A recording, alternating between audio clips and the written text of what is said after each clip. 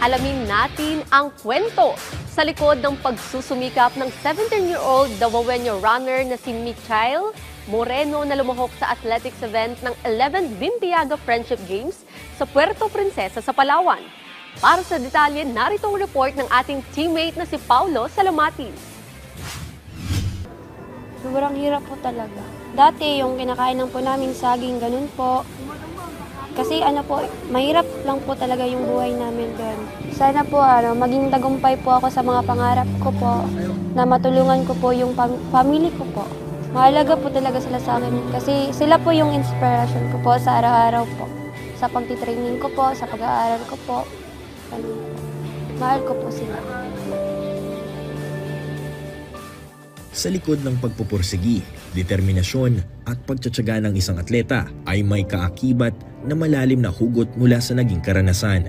Isa na rito ang 17-year-old runner na tubong Campo Santos, Marilog District sa Davao City na si Milchay Moreno. Isa sa 7 magkakapatid na mulat sa murang edad dahil sa kahirapan. Ang kanyang ama at ina ay kapwa magsasaka. May mga pagkakataon na ang tanging pagkain lamang nila ay saging.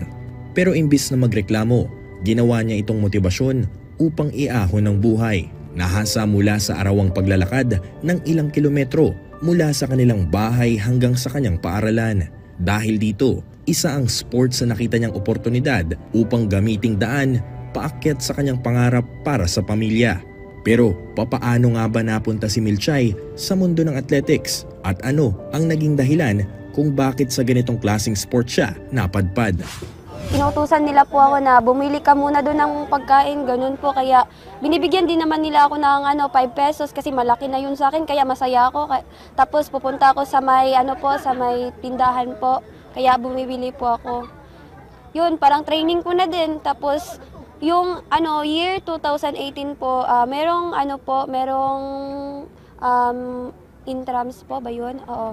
Tapos, ayun, sumali ako kasi may potential po ako, may endurance po kasi araw-araw po akong naglalakad. Kaya, yung first run ko po, nanalo po ako ng gold. Tapos, binigyan po ako ng, premium na junk foods yata yun.